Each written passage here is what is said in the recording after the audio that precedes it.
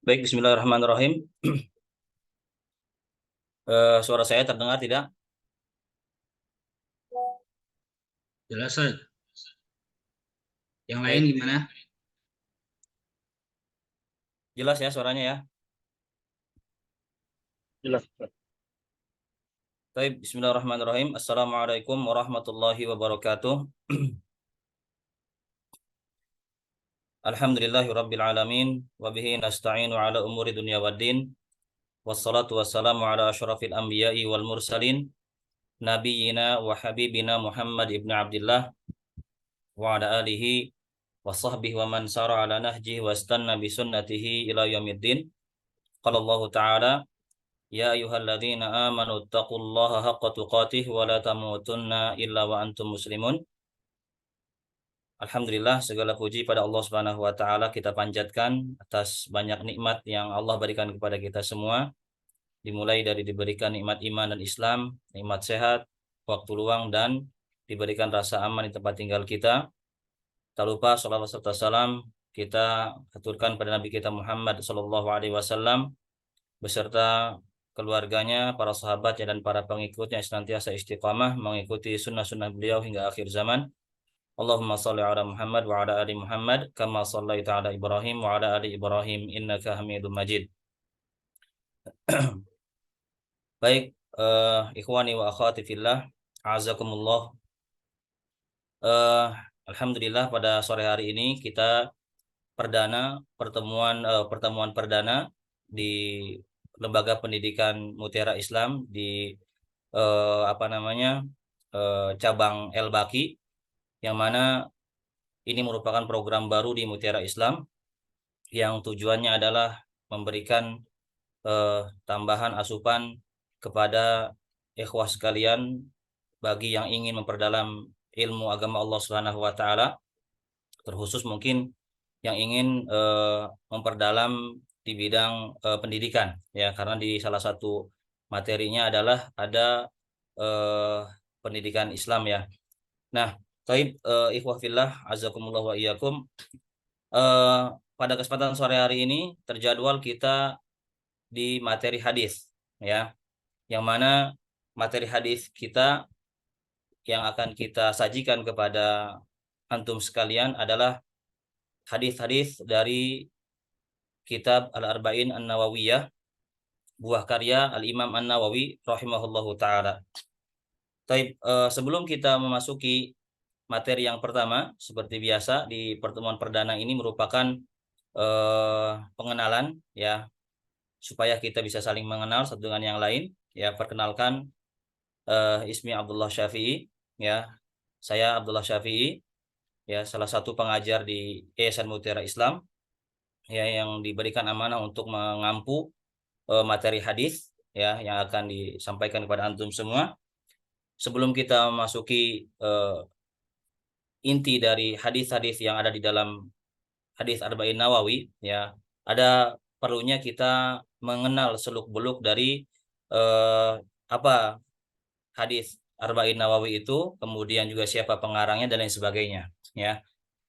Seperti biasa bahwa eh, hadis sebagaimana kita ketahui merupakan salah satu dari sumber hukum agama kita ya, yang tentunya hadis juga termasuk wahyu dari Allah Subhanahu wa taala yang diberikan penjagaan oleh Allah Subhanahu wa taala ya, sebagaimana firman Allah Subhanahu wa taala di dalam Al-Qur'an dalam surat Al-Hijr.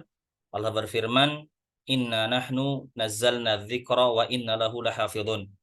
Sesungguhnya kami yang telah menurunkan adzikr. Adzikr di sini adalah Al-Qur'an. Para ulama juga menyebutkan bahwa yang termasuk dari adzikr di sini adalah al-hadis ya. Wa inna lahu lahafidhun, dan kamilah yang akan menjaga adzikir tersebut ya. Oleh karena itu, ikhwah fillah azakumullah, eh, dikenal dalam ilmu hadis ya, ada yang namanya istilahnya ilmu sanad.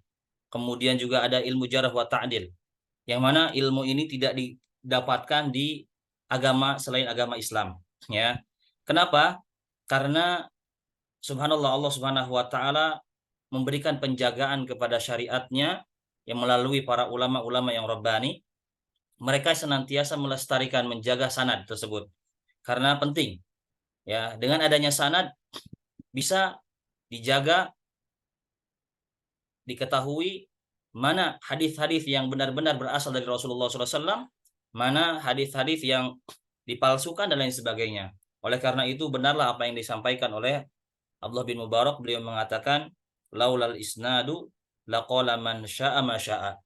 Kalaulah bukan karena adanya sanad, ya pastinya orang-orang yang eh, apa namanya yang semau-mau mereka akan mengatakan apa yang mereka mau katakan, ya. Subhanallah, dengan adanya sanad bisa ketahuan, ya. Kemudian juga ada ilmu jarah wa ta'dil yang tidak ditemukan di agama lain, ya.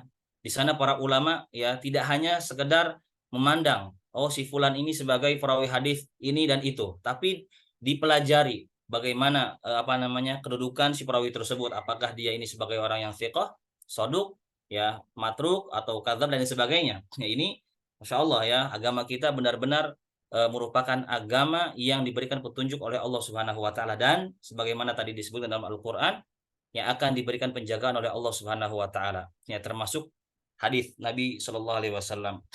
Kemudian ikhwatul kiram ma'azakumullah, ya, eh, sebagai pengantar bahwasanya yang akan kita pelajari dalam eh, hadis Arba'in Nawawi ini merupakan matan-matan yang disusun oleh Al-Imam An-Nawawi rahimahullahu taala. Beliau kumpulkan hadis-hadis yang penting yang harus kita ketahui sebagai seorang muslim dari beberapa sumber, di antaranya ada hadis Bukhari Muslim, ya, kemudian Imam Tirmidzi, Abu Daud dan sebagainya, ya. Maka nanti diharapkan bagi antum semua untuk bisa menghafal, ya, meskipun tidak diwajibkan semua hadis yang akan kita pelajari ini nanti wajib untuk dihafal. Mungkin nanti akan saya bebankan beberapa hadis yang kiranya penting untuk dihafalkan, ya. Nanti mungkin hadis apa saja, hadis mana saja nanti akan kita kabarkan berikutnya, ya. Kemudian ikhwatal kiram azakumullah, perlu kita ketahui juga siapa Al-Imam An-Nawawi, ya, sebagai seorang pengarang hadis Arba'in ini, ya. Sebagaimana kita ketahui bahwa kitab ini dinisbatkan kepada sang pengarang dari atau sang pengumpul dari atau sang apa namanya pembuat kitab ini, atau beliau mengumpulkan hadis-hadis yang beliau ambil dari beberapa kitab-kitab besar, ya, beliau kumpulkan menjadi satu, ya, yang berisi sekitar 42 hadis ini, ya, ini dinisbatkan kepada beliau, makanya dikenal dengan Arba'in An-Nawawiyah, ya, yang mana beliau ini, ya, seorang ulama yang terkemuka bermanhaj salaf, kemudian beliau ini eh, termasuk bermadhab Syafi'i, ya. Beliau bernama Yahya bin Syaraf, ya, bin Al Hasan bin Al Husain, yang mana dikenal dengan Abu Zakaria. Kemudian apa namanya laqab beliau adalah Muhyiddin, sang penghidup agama, ya. Imam Nawawi ini beliau tumbuh kembang dari sejak kecil di atas ilmu, ya, karena beliau hidup di tengah-tengah keluarga yang sangat cinta terhadap ilmu agama, ya. Bahkan beliau ini dari sejak kecil sudah muncul minat untuk belajar agamanya, ya. Bahkan beliau ini ketika masih kecil, masih belia, dipaksa oleh teman-temannya untuk bermain, ya, sampai beliau menangis nggak mau main, ya, karena beliau ini lebih senang belajar, ya. Dan hal ini saya pernah mendapati dulu ketika saya mondok di pondok pesantren, ada seorang adik kelas yang eh, punya hobi minat belajar agama, ya, sampai nggak pernah main sama sekali, ya. Bahkan teman-temannya sengaja membuat apa namanya itu makar gitu, ya, dipaksa supaya eh, orang ini mau belajar. Saya dulu sempat nemuin orang seperti ini, ya, Insya Allah. Karena ketika orang sudah punya minat belajar, ya, sudah punya hobi belajar, maka sulit untuk dialihkan hobinya kepada yang lain. Makanya eh, kalaulah kita minta kepada Allah Subhanahu wa taala, ya, diberikan hobi, maka kita yang paling patut untuk minta hobi kepada Allah Subhanahu wa taala adalah minta hobi diberikan kecintaan kepada belajar dan beribadah pada Allah Subhanahu wa taala dan bisa mengamalkan ilmu tersebut ya.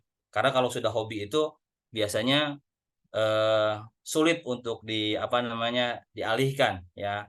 Ketika seorang yang hobinya mungkin traveling, jalan-jalan gitu ya, walaupun istilahnya jauh, capek dan lain sebagainya, yang namanya hobi itu pasti dilakonin ya. Mudah-mudahan kita semua diberikan hobi oleh Allah Subhanahu wa taala, hobi dalam menuntut ilmu, di dalam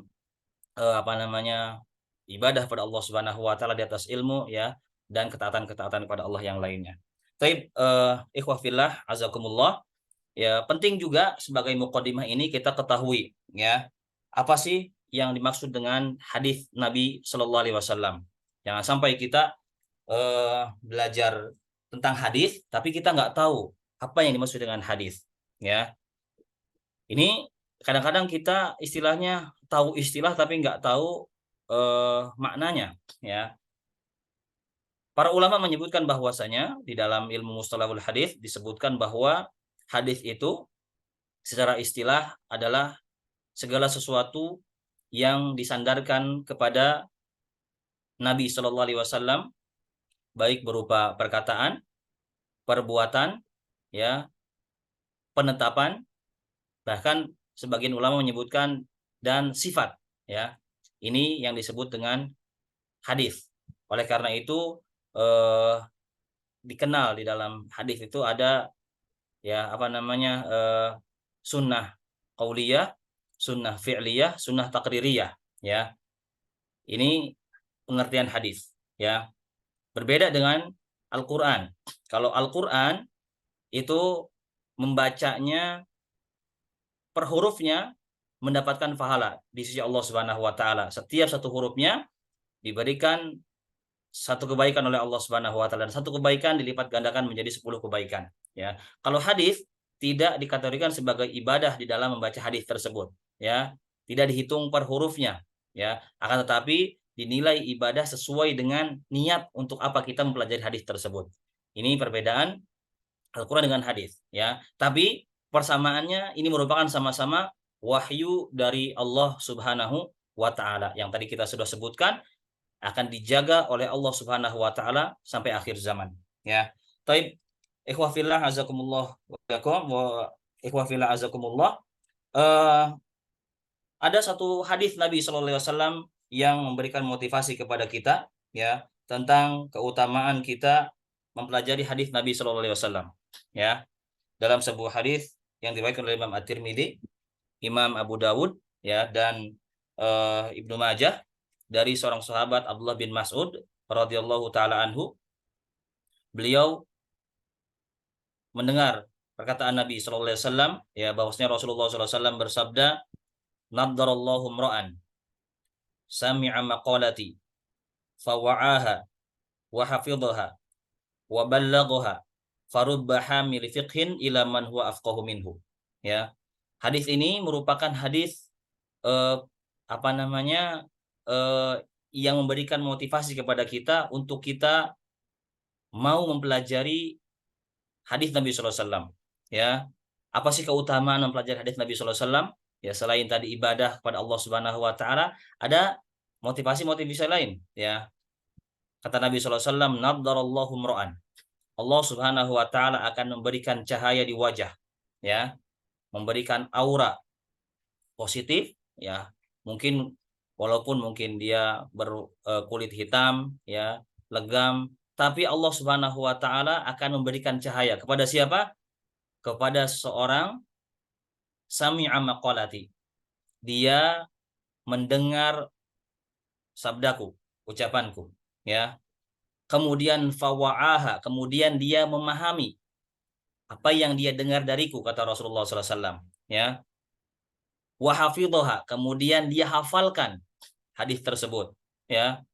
Wa ballaghaha, kemudian dia sampaikan sebagaimana yang dia dengar dari Nabi sallallahu alaihi wasallam, kemudian dia fahami dan dia hafalkan tersebut, ya. Makanya ikhwah fillah, ya, Nabi sallallahu alaihi wasallam dalam hadis yang lain bersabda, "Ballighu anni walau ayah." Sampaikan dariku walaupun satu ayat, ya. Sampaikan dariku walaupun satu ayat. Nah, di sini para ulama memberikan isyarat bahwasanya ya di dalam berdakwah, di dalam menyampaikan ilmu itu yang benar-benar bersumber dari Allah Subhanahu wa taala, bersumber dari Rasulullah Shallallahu alaihi wasallam, ya. Terutama hadis. Ya, yang harus disampaikan adalah hadis yang benar-benar sahih, ya. Paling minimal adalah eh, sahih, ya, hasan li ghairihi, ya, paling minimal. Adapun hadis-hadis dhaif mungkin disampaikan tapi untuk tujuan pengetahuan saja, bukan untuk tujuan supaya diamalkan, seperti itu, ya. Untuk pengetahuan pada kaum muslim bahwa hadis ini derajatnya dhaif, ya, tidak layak untuk diamalkan. Hadis ini mungkar, hadis ini maudhu dan lain sebagainya, ya. Taib. Itu sabda Nabi sallallahu alaihi wasallam. Allah Subhanahu wa taala akan memberikan cahaya di wajah orang yang mendengar ucapan Nabi sallallahu alaihi wasallam, ya. Kemudian dia fahami, ya, kemudian dia hafalkan. Ya, di sini ikhwafillah secara tersirat juga menggambarkan bahwasanya derajat keilmuan itu yang paling tinggi adalah tingkatan hafal, ya, tingkatan hafal, ya. Seseorang tentunya berbeda hanya sekedar mendengar, ya, tanpa dia menghafal dan tanpa dia memahami apa yang dia dengar, berbeda derajatnya dengan orang yang dia hafal dan dia paham, ya. Makanya dalam tingkatan keilmuan itu derajat yang paling tinggi adalah dia menghafal, ya, dia hafal. Dan tentunya bagaimana kita bisa menghafal, ya, tentunya kita harus mengerahkan kemampuan kita walaupun mungkin di usia yang sudah di atas 30 itu biasanya sudah mulai agak berkurang kemampuan kita dalam menghafal. Tapi bukan berarti kita putus asa, ya. Kita terus mengasah kemampuan kita untuk mau menghafal sedikit demi sedikit, ya. Sedikit demi sedikit kita mau menghafal, ya. Al-Qur'an, hadis Nabi sallallahu alaihi wasallam dan ilmu-ilmu yang lainnya yang harus kita hafalkan, ya. Makanya ada seorang ulama salaf, beliau mengungkapkan, ya, la ilma illa bil hifad. Ilmu itu tidak dikatakan sebagai sebuah ilmu yang sempurna kecuali dengan dia cara menghafalnya. Walal hifad illa bil itqan. Tidak akan seorang itu mencapai dia derajat kepada hafal, ya, kecuali dengan cara dia mengitqankan, ya, mutkin hafalnya tersebut, ya, tidak ada salah-salah, ya. Wala itqan illa bil murajaah, ya, dan tidak ada eh, sampai kepada derajat mutkin kecuali dengan kita mau bermurojaah, ya. Makanya penting sekali kita meluangkan waktu untuk memurojaah apa yang sudah kita pernah hafalkan, ya, atau menambah hafalan kita dari Al-Qur'an, hadis dan lain sebagainya, ya. Taib. Ini beberapa catatan, ya, yang terkait dengan masalah muqaddimah yang bisa kami sampaikan sebagai bentuk motivasi, ya. Meskipun di tengah kesibukan kita, sekali lagi kita perlu meluangkan waktu untuk mau menghafalkan, ya. Insya Allah kalau kita berusaha semaksimal mungkin untuk mau menghafal, walaupun nggak semuanya kita bisa menghafal cabang ilmu, tapi kita minimal ada yang bisa kita dapatkan. Hanya dalam kaidah disebutkan mala yudraku kulluhu la yudraku julluh. Apa yang tidak bisa kita ambil semuanya bukan berarti kita tinggalkan semuanya. Ambil sebisa yang bisa kita ambil, ya. Bukan berarti kalau kita sudah nggak mampu ya udah deh saya nyerah gitu, ya, nggak mau menghafal lagi, ya.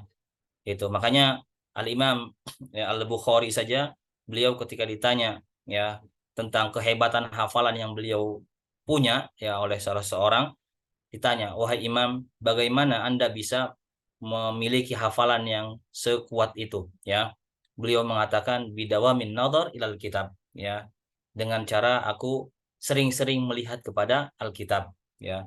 Maka ikhwah fillah, ya, salah satu cara supaya kita bisa kuat hafalan kita adalah dengan kita sering-sering melihat kepada catatan-catatan yang kita miliki. Tapi ini mungkin muqaddimah yang bisa kami sampaikan. Tapi di pertemuan pertama ini insya Allah kita eh, langsung masuk kepada hadis yang pertama, ya. Eh, Ana minta kepada salah seorang dari antum yang membacakan matan hadis yang Anda tampilkan ya. Silahkan mungkin di antara antum ada yang bersedia membacakan salah seorang. Raise hand mungkin silahkan. Yang Ikhwan ya.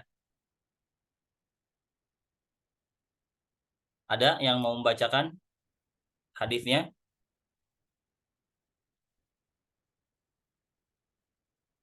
Suaranya terdengar tidak? Pak Apri, Jelas, terdengar? Ustaz. Jelas, Ustaz. Silakan Pak Dedi Tri yang Ada membacakan yang mau saya. membacakan? Tatawuan silahkan. Qoblal ilzam. Sunnah hukumnya sebelum nanti diwajibkan.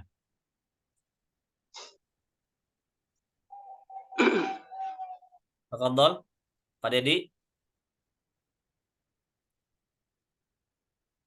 Anak coba tat. Bismillah. Tafadhol Pak. Silahkan Pak. Barakallahu fiik.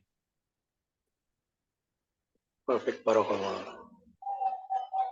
Anumirul Mukminin Abi Hafsin Umar bin bin Al-Khattab radhiyallahu taala anhu qala sami'tu Rasulullah sallallahu alaihi wasallam yaqulu innamal a'malu binniyati wa innama likulli amri man man manawa paman kanat hijratuhu ila Allahu wa rasulihi fa hijratu ila Allahu wa rasulihi wa man kanat hijratuhu lidunya yusibuha au amroatu au amroatin yang kihuha fahijratuhu illa mahajara ilaihi rawahu imama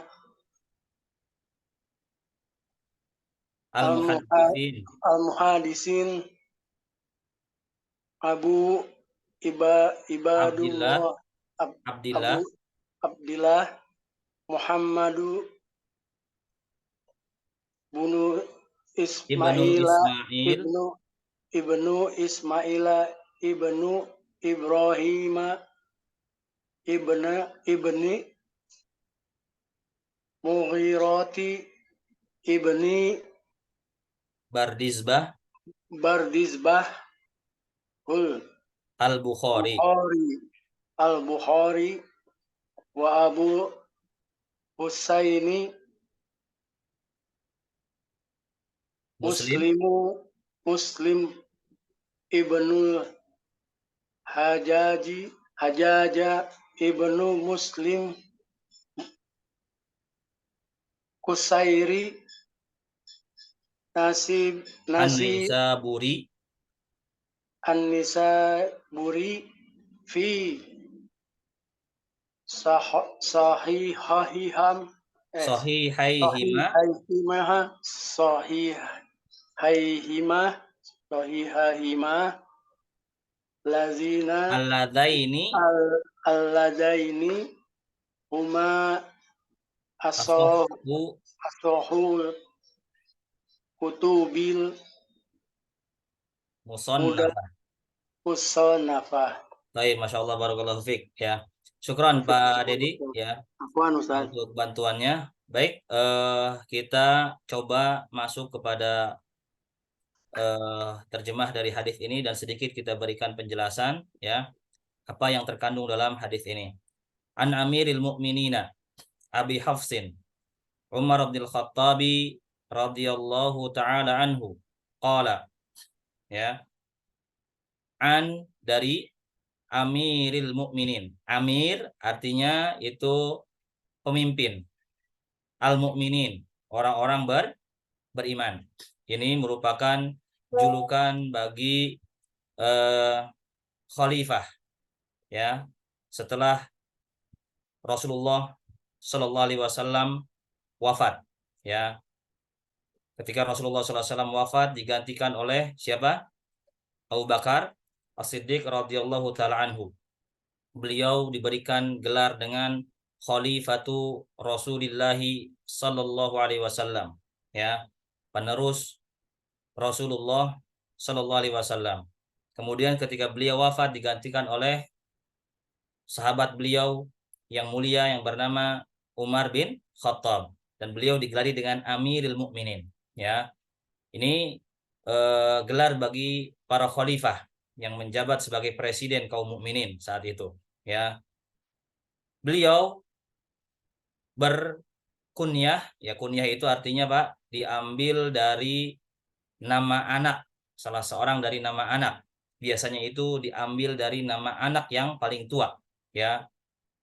Abi Hafsin, ya, kunyah beliau Abu Hafs, ya, karena anak beliau yang pertama namanya adalah Hafsah, ya, maka beliau dikenal dengan Abu Hafs, ya. Taib.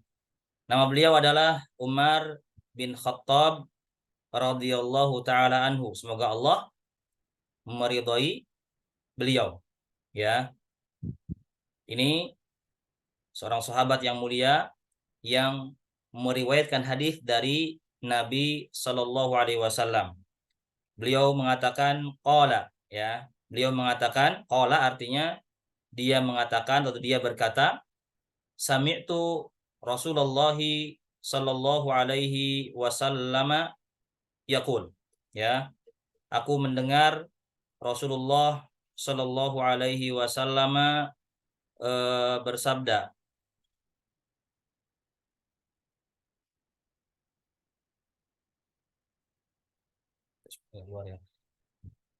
Aku mendengar Rasulullah Shallallahu Alaihi Wasallam bersabda, ya,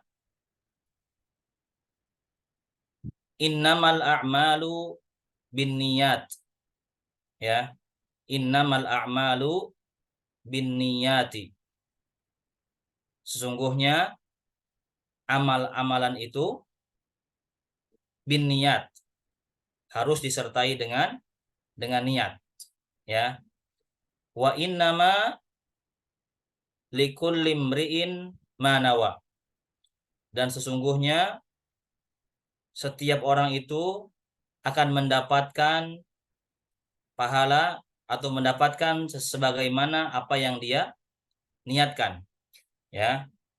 Sesungguhnya setiap orang itu akan mendapatkan apa yang dia niatkan. Faman kanat hijratuhu ilallahi wa rasulihi.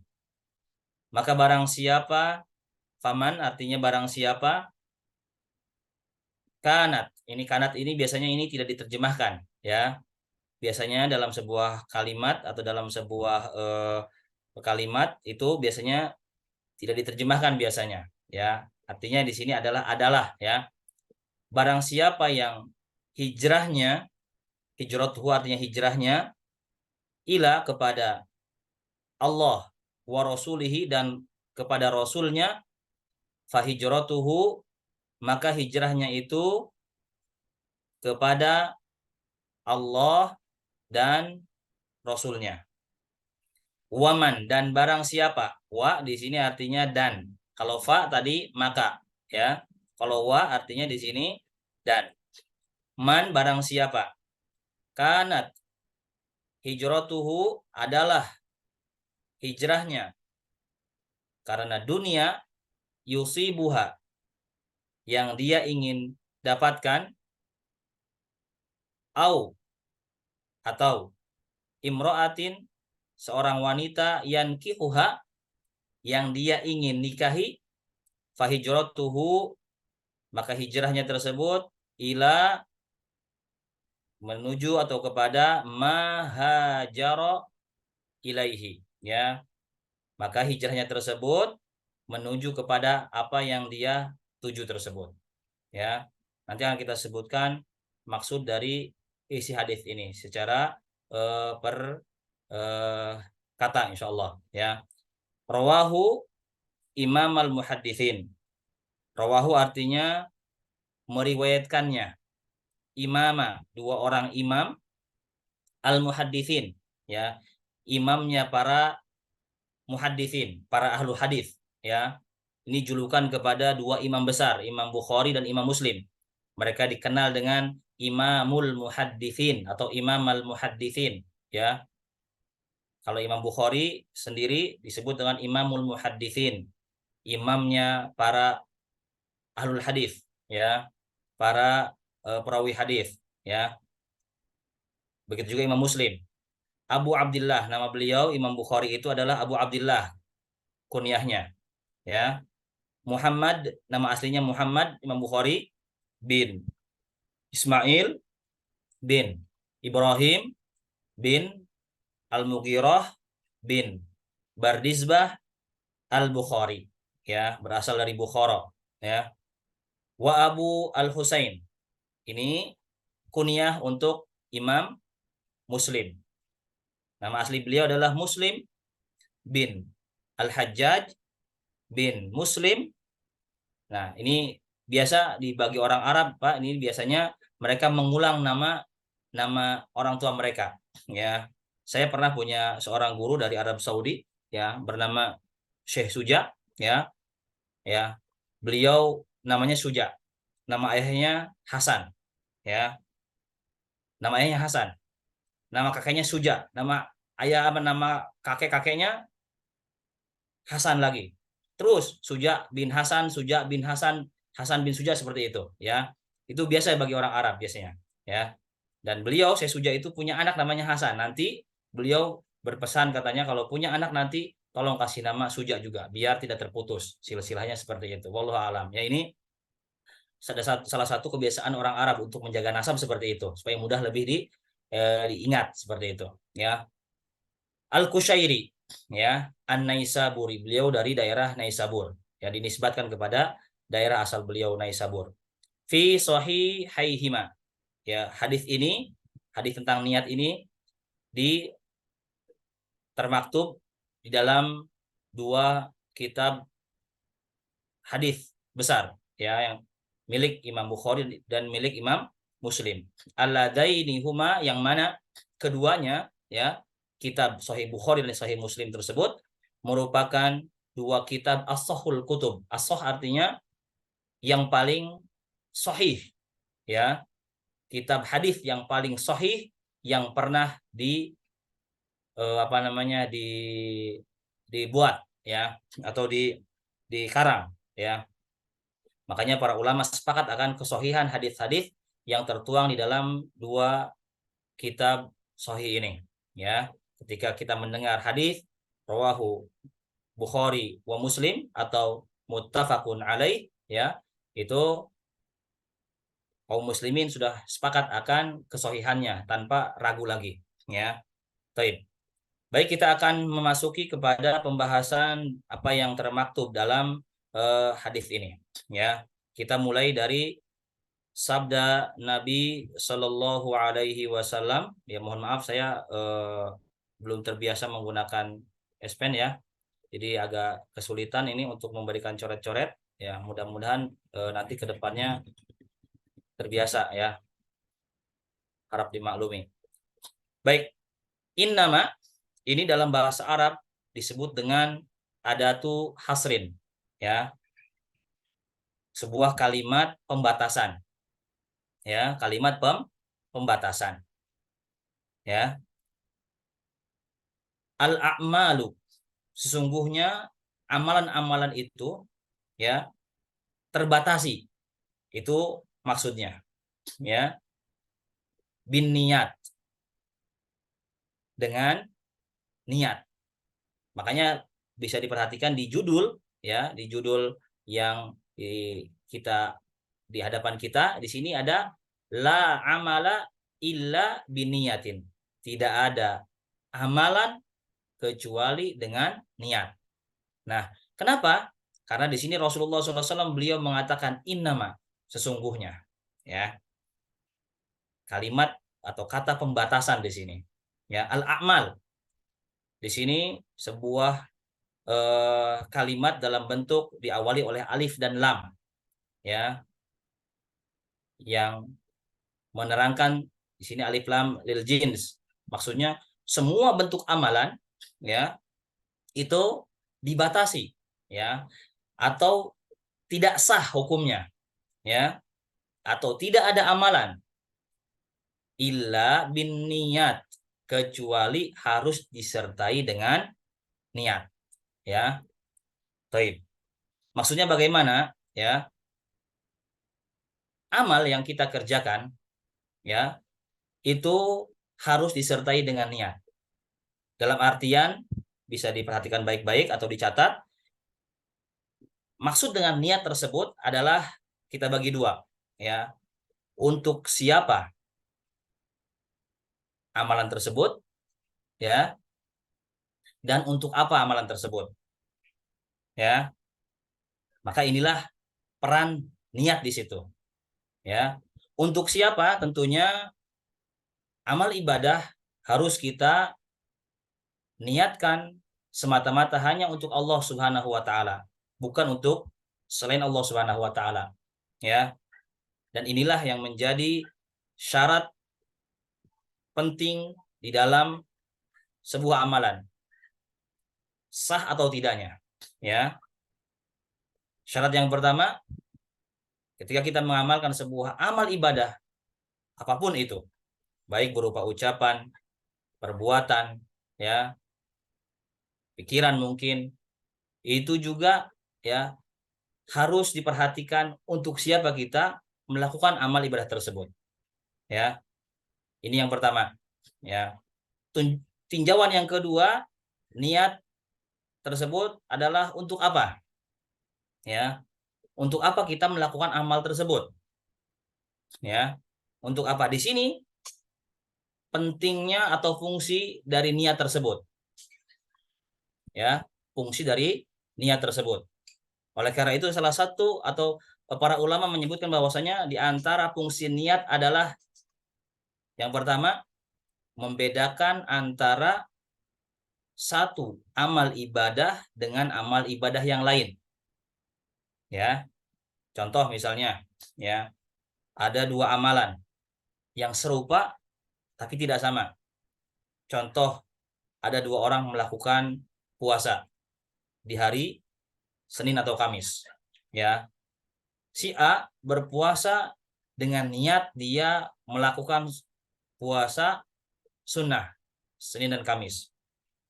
Adapun si B ternyata dia berpuasa dengan niat untuk mengkodok karena ada satu hari atau beberapa hari yang dia ditinggalkan di bulan Ramadan, ya. Maka ini fungsi niat, ya, sebagai pembeda antara satu bentuk amal ibadah dengan amal ibadah yang lain, ya.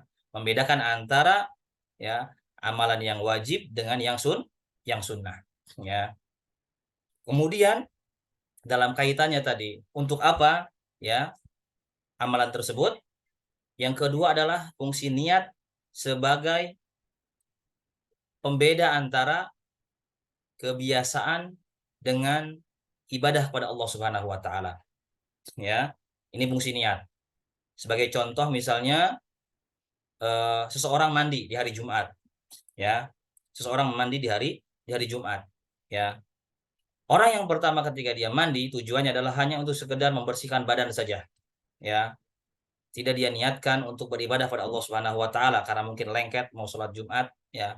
Sementara orang yang kedua dia niatkan ketika dia mau mandi tersebut, saya ingin mandi untuk sholat sunnah, untuk sholat Jumat.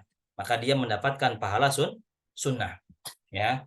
Ini fungsi, ya, dari untuk apa amalan tersebut. Ya, jadi bisa dibedakan atau fungsi niat tersebut adalah untuk membedakan antara satu bentuk amal ibadah dengan amal ibadah yang lain. Yang kedua, untuk membedakan antara kebiasaan dengan ibadah pada Allah Subhanahu wa taala, ya. Ini tentunya berkaitan dengan masalah poin niat ini, Pak, sangatlah penting, harus kita perhatikan, ya. Karena niat itu merupakan tadi kita katakan bahwa salah satu dari syarat sahnya atau syarat diterimanya amal ibadah ya pada Allah Subhanahu wa taala ya, sebagaimana firman Allah Subhanahu wa taala di dalam surat Al-Mulk ya. Allah Subhanahu wa taala berfirman ya, ketika Allah Subhanahu wa taala berfirman, tabarakalladzi biyadihil mulk ya. Dalam ayat yang kedua Allah berfirman, alladzi khalaqal mauta wal hayata liyabluwakum ya ayyukum ahsanu amala. Dialah Allah Subhanahu wa taala yang telah menciptakan kehidupan dan kematian untuk menguji kalian siapakah kalian yang paling baik amalannya ya. Fudail bin Iyad rahimahullahu taala beliau ditanya ya, maka beliau ketika ditanya tentang apa yang dimaksud dengan amalan yang paling baik wahai imam, Fudail bin Iyad mengatakan ya, akhlasuhu wa aswabuhu ya, amalan tersebut paling ikhlas dikerjakan karena Allah Subhanahu wa taala ya, wa aswabuhu dan paling benar ya, paling ikhlas karena Allah Subhanahu wa taala dikerjakannya, wa aswabuhu paling benar mengikuti petunjuk Rasulullah Shallallahu alaihi wasallam ya. Makanya para ulama ya menyebutkan bahwa syarat sahnya atau diterimanya sebuah amal ibadah itu adalah ikhlas dan mengikuti petunjuk Rasulullah SAW. Meskipun nanti dalam amal-amal ibadah tertentu itu secara tersendiri, misalnya sholat ada syarat-syarat sahnya, syarat wajibnya beda lagi. Tapi syarat utama diterima atau tidaknya amal tersebut adalah yang pertama ikhlas, yang kedua mutabaah. Ya, itu. Baik, ini maksud dari sabda Nabi SAW atau potongan yang pertama ya, wa inna malikul limri'in manawa, dan sesungguhnya setiap orang itu akan mendapatkan sesuai dengan apa yang dia niatkan ya. Kalimat yang pertama ini ya, penggalan kalimat yang pertama innamal a'malu di sini ya, ini merupakan kata para ulama kita di antaranya Syekh Muhammad Shalih Al-Utsaimin, beliau mengatakan ini merupakan sebab ya, sebab. Dan penggalan kalimat yang kedua wa innamal likulli imri'in manawa, ini merupakan akibat ya dari amal perbuatan yang dia niatkan tersebut ya, dari apa yang dia niatkan tersebut dia akan mendapatkan sesuai dengan apa yang dia niatkan ya. Taib. Dan tentunya dengan masalah niat tersebut juga nanti panjang pembahasannya ya, para ulama menyebutkan masalah niat ini ya tentang keikhlasan pada Allah Subhanahu wa taala ya, bahwasanya niat ini sesuatu yang sangat sulit untuk dijaga ya, sulit untuk dibersihkan ya, karena kita senantiasa didorong oleh setan untuk tidak ikhlas mengerjakan sebuah amal ibadah pada Allah Subhanahu wa taala ya. Makanya dalam beberapa perkataan para ulama tentang masalah niat ya, ma'alajtu syai'an ya asyaddu alayya min niyati, tidaklah aku mengobati diriku yang paling sulit untuk aku obati ya kecuali tentang perkara niat ya, sulit ya. Bahkan ada sebuah ungkapan dari Al-Imam Asy-Syushi, beliau mengatakan ya, al-ikhlasu faqdu ru'yatil ikhlas ya, faman wajada fi ikhlasihil ikhlas faqad ihtaja ikhlasu ilal ikhlas. Beliau mengatakan ikhlas itu adalah seorang memandang dirinya ini tidak ikhlas ya. Ketika dia memandang dirinya sudah ikhlas, kata beliau ya, faqad ihtaja ikhlasuhu ilal ikhlas, maka keikhlasannya dia, pengakuan ikhlasnya dia itu perlu diikhlaskan lagi ya.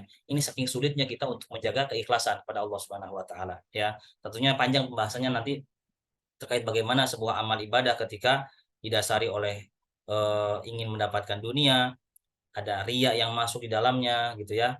Ini panjang pembahasannya ya, karena waktu yang singkat ini kita kemungkinan kita akan peringkas saja ya. Faman kanat hijratuhu ilallahi wa rasulih. Kalimat berikutnya Rasulullah SAW bersabda, maka barang siapa yang hijrahnya menuju kepada Allah Subhanahu wa taala dan Rasulnya ya, kita akan garis bawahi di sini kata hijrah. Apa yang dimaksud dengan hijrah? Ya, setelah Rasulullah SAW beliau menyebutkan tentang niat, ya, dan setiap orang itu akan mendapatkan sesuai dengan apa yang dia niatkan, ya, beliau menyebutkan sebuah contoh konkret, contoh nyata dalam kehidupan, ya. Beliau ambilkan sebuah amal ibadah yang mulia, yang agung dalam Islam, yaitu hijrah, ya. Beliau mengatakan barang siapa yang hijrahnya kepada Allah dan Rasulnya, maka hijrahnya kepada Allah dan Rasulnya, ya. Apa yang dimaksud dengan hijrah? Secara bahasa, hijrah itu berasal dari kata atark, artinya meninggalkan, ya. Mohon maaf ini karena saya belum bisa eh, menghidupkan ininya S Pen-nya karena baru perdana, ya, penggunaan S Pen-nya. Jadi ini dia udah keluar, alhamdulillah, ya. Hijrah ini berasal dari kata atark, artinya meninggalkan, ya, meninggalkan, ya. Para ulama membagi bahwa hijrah itu dibagi menjadi dua, ya. Hijrah yang berkaitan dengan tempat, yang kedua hijrah yang berkaitan dengan amalan. Apa yang dimaksud dengan hijrah atau meninggalkan tempat? Nah, berkaitan dengan masalah hijrah, berkaitan masalah tempat, ya, para ulama juga membagi menjadi dua, ya. Yang pertama itu, Pak, ya, sebelah sini sebelah kanan, ya, berpindah dari tempat yang tidak aman, ya,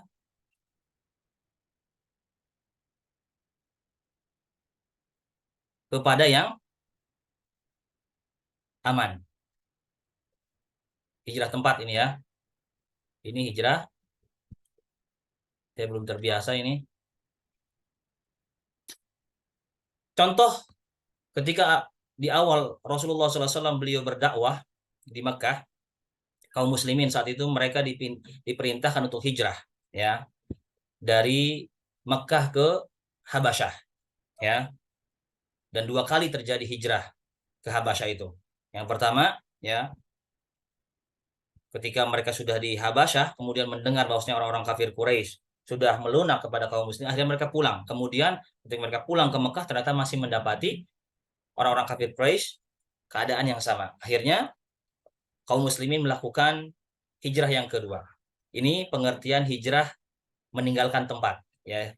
Meninggalkan tempat yang tidak aman menuju tempat yang aman. Yang kedua, ya, artinya al-intiqal min dari kufrin ila dari iman, ya. Meninggalkan tempat kekufuran, ya, ini mohon maaf tulisannya, menuju kepada negara Islam atau iman, ya. Ini pengertian hijrah tempat, ya. Sebagaimana Rasulullah Shallallahu Alaihi Wasallam dengan para sahabatnya berhijrah dari Mekah ke Madinah, ya. Maka saat ini pun bagi orang-orang yang dia tinggal di negara kafir dan dia tidak bisa menjalankan ibadah kepada Allah Subhanahu wa taala dengan baik, maka jatuh kepadanya hukum wajib untuk hijrah dari negeri kafir tersebut kepada negeri Islam. Contoh misalnya bagi seseorang yang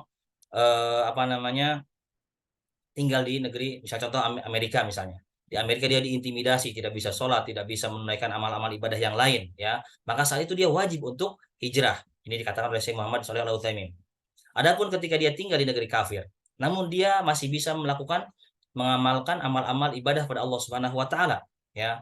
Maka saat itu hukumnya bukan lagi wajib, tapi dia sunnah untuk hijrah ke negeri Islam, ya. Bisa jadi dia dengan tinggal di negeri tersebut dia memberikan faedah kepada orang lain yang kafir untuk menarik mereka bisa masuk Islam, ya. Ini sesuai dengan kondisi keadaan orang tersebut, ya. Adapun yang wajib adalah ketika dia tinggal di negeri kafir tidak bisa menunaikan ibadah pada Allah Subhanahu wa taala dengan baik, maka saat itu wajib dia untuk hijrah ya. Adapun hijrah dari Mekah ke Madinah ini sudah tertutup, tidak ada lagi hijrah dari Mekah ke Madinah. Sebagaimana sabda Nabi sallallahu alaihi wasallam, dia mengatakan la hijrata ba'dal fathi. Tidak ada hijrah setelah terjadinya Fathu Mekah. Kenapa? Karena Mekah sekarang menjadi negara Islam, ya.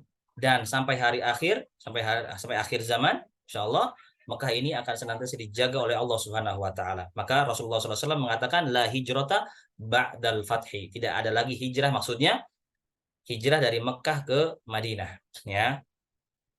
Dan orang yang dia ya meninggalkan sesuatu karena Allah Subhanahu wa taala, dia harus komitmen, tidak kembali lagi ke apa yang dia tinggalkan untuk selama-lamanya. Contoh, ya, para sahabat Nabi SAW, ya, Nabi SAW dengan para sahabatnya, ketika beliau dengan para sahabatnya berhasil menaklukkan Mekah menjadi negara Islam, ya, beliau meskipun sangat rindu kepada Mekah, tanah kelahiran beliau, ya, tanah kelahiran mereka, ya, bahkan Rasulullah SAW mengatakan, ya, sesungguhnya demi Allah, sesungguhnya engkau hai Mekah merupakan tempat yang paling Allah Subhanahu wa taala cintai, ya. Kalaulah bukan karena kaummu mengeluarkan aku dari Mekah, maka aku tidak akan pernah keluar darimu, ya. Bagaimana ketika beliau berhasil menaklukkan Mekah? Apakah beliau kembali? Tidak.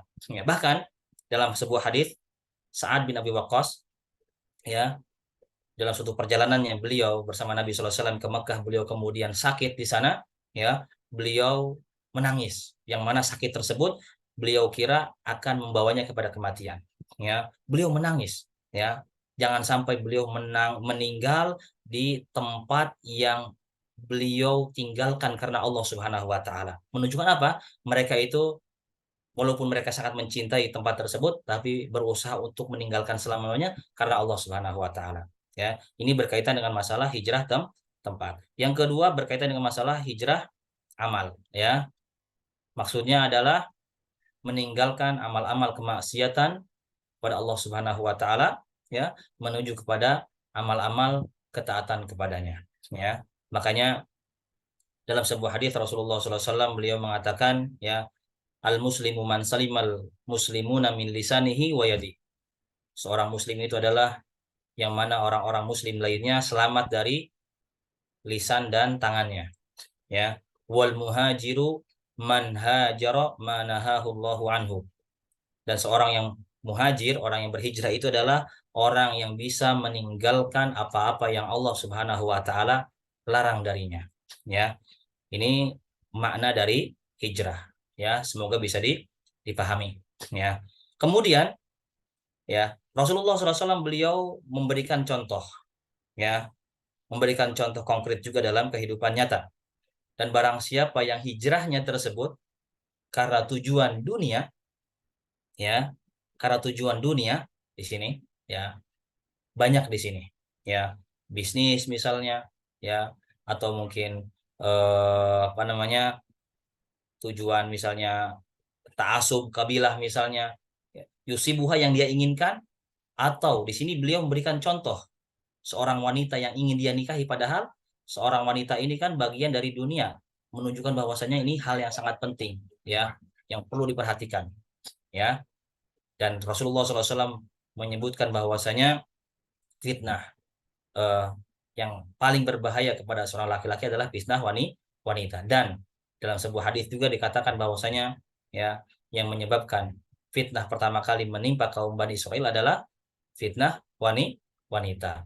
Nah, di sini menunjukkan perkara yang sangat penting terkait masalah wanita, ya. Sebagaimana kita ketahui juga bahwasanya, ya, salah satu cara yang digunakan oleh orang musuh-musuh Islam untuk menghancurkan generasi Muslim adalah dengan cara dirusak terlebih dahulu kaum wanitanya, ya. Karena kaum wanita ini merupakan madrasah yang paling pertama bagi kaum muslimin untuk mendidik anak-anak mereka, ya. Makanya ada salah satu ungkapan dari para tokoh orang-orang Yahudi mengatakan, ya, satu gelas yang dituangkan oleh seorang bidu wanita itu lebih dahsyat efeknya untuk bisa membinasakan ribuan apa namanya umat Muhammad daripada harus mengerahkan ribuan tank. Mereka tahu kalau berhadapan langsung fisik dengan kaum muslimin sulit untuk dihadapi. Akhirnya mereka berusaha merusak dari ini ya, kaum wanitanya dirusak dulu. Ketika sudah rusak, akhirnya rapuhlah ya generasi muslim. Karena yang mendidik mereka adalah orang-orang yang kurang paham terkait masalah agama ya. Yankihuha, tujuannya untuk dia nikahi ya. Fahijratuhu ila ma hajaru ilaihi, maka hijrahnya tersebut sesuai dengan apa yang dia inginkan ya. Perhatikan di sini ya, Allah Subhanahu wa taala dalam Al-Qur'an ya, dalam Al-Qur'an Allah Subhanahu wa taala berfirman ya, "Man kana yuridul hayatad dunya wa zinataha nuwaffi ilaihim fiha a'malahum fiha wa hum fiha la yubkhasun." Ya, barang siapa yang dia menginginkan ya kehidupan dunia, maka Allah Subhanahu wa taala akan berikan kepadanya ya, tanpa mereka dikurangi keinginan mereka tersebut, tujuan mereka tersebut. Namun dalam ayat yang lain di dalam surat Al-Isra ayat 18 bisa dilihat nanti ya. Allah berfirman, "Man kana yuridul ajilata ajjalna lahu fiha ma nasya'u liman nurid." Ya, barang siapa yang dia menginginkan dunia ya, perbendaharaan dunia, ajjalna lahu fiha, maka akan kami berikan, dahulukan apa yang dia inginkan di dunia. Ma nasya'u. Nah, di sini Allah memberikan garis bawah, ma nasya' ya, sesuai dengan kehendak kami, kata Allah Subhanahu wa taala, liman nuridu, begitupun kepada siapa yang kami inginkan berikan anugerah dunia tersebut ya. Jadi ikhwah fillah azakumullah ya, orang yang menginginkan eh, amalan dari sebuah amal ibadah yang dikerjakan kepada Allah Subhanahu wa taala gitu ya, itu apa namanya eh, belum tentu Allah Subhanahu wa taala berikan kepadanya. Tapi bagi orang yang menginginkan dari amal ibadahnya tersebut, akhirat itu sudah pasti Allah Subhanahu wa taala akan berikan anugerah akhirat kepadanya, bahkan Allah Subhanahu wa taala berikan pula dunia kepadanya. Ya, ini mungkin yang bisa kami sampaikan, mudah-mudahan bermanfaat. Mohon maaf di pertemuan perdana ini mungkin agak sedikit kurang teratur ya, kemudian juga mungkin penyampaiannya terlalu cepat. Sebelum diakhiri, ada pertanyaan mungkin yang belum jelas, kami persilahkan satu atau dua pertanyaan dari yang hadir. Yang hadir semuanya ada berapa, Pak? Hadir semuanya ini 26 dikurang 3, Ustaz. 23. 23 ya. Ya. Baik. Ada pertanyaan? Apaan, Tat? Ya, Silakan. Tat, apaan, Tat? Tadi yang untuk mau tanya yang artinya untuk yang yusibuha. Yusibuhanya artinya apa, Tat? Tadi, Tat? Apaan? Yang ingin dia dapatkan. Oh, dunia dan yang ia ingin dapatkan ya, Tat? Ya. Karena dunia yang ingin dia dapatkan. Dapatkan. Atau dia raih bisa sama aja, Pak. Oh iya, syukron, Tat. Ban. Ada yang lain, Pak? Silakan. Atau dari akhwat mungkin kalau tidak mau bertanya secara langsung bisa dicatat mungkin kolom komentar. Share screen-nya kita matikan ya biar mungkin gampang.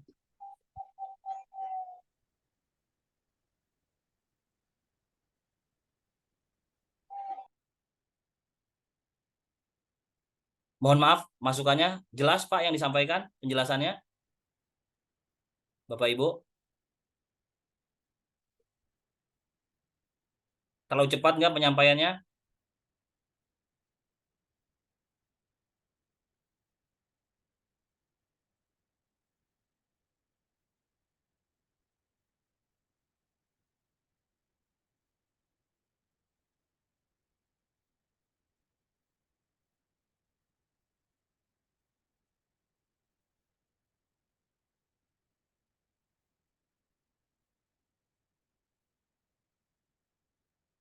Ada pertanyaan sebelum diakhiri?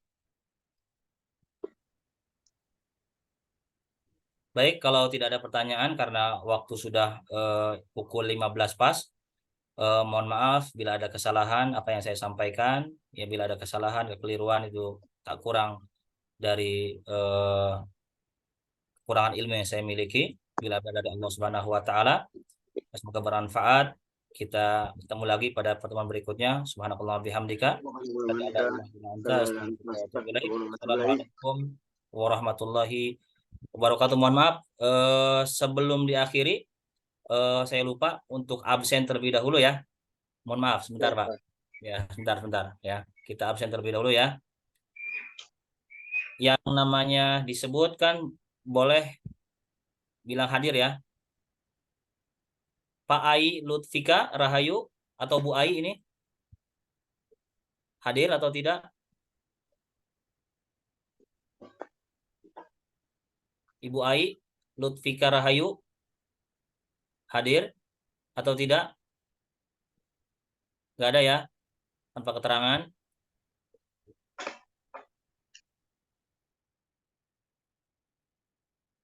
Bu Diana Susanti hadir?